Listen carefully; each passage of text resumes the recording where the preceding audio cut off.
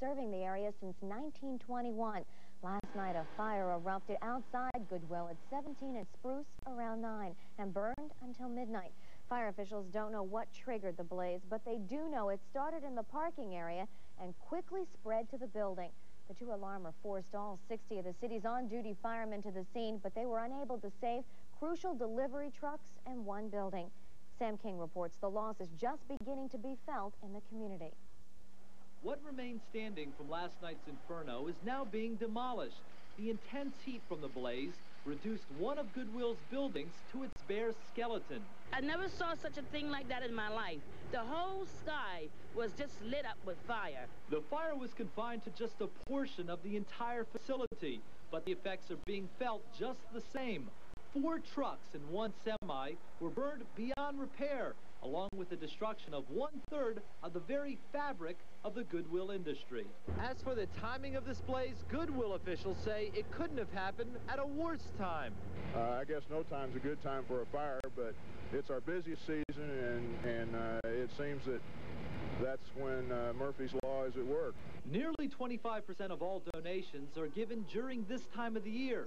People who can't afford store-bought gifts or clothing depend on Goodwill.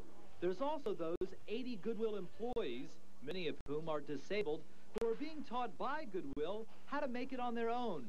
What does Goodwill mean to them? It means a place to work, a place where they can come and do something worthwhile. They help me to find jobs and stuff. I'm up to a job in Troy and work for 3 months. But the good news is that no one will lose their job because of the blaze. And more importantly, no one was injured.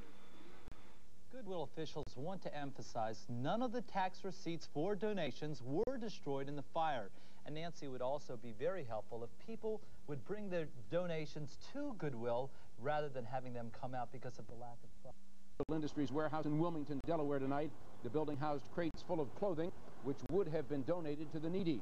It all went up in smoke last night when a 2-alarm fire ripped through the warehouse at 17th and Pine. Nobody was injured. Fortunately, the blaze missed a nearby building where handicapped employees were working. But a fleet of delivery trucks in the classroom were destroyed. Officials are still looking for the cause of the fire, and Goodwill officials are asking for extra help in this holiday season. When we first arrived, just leads you to believe that it was not a normal circumstance.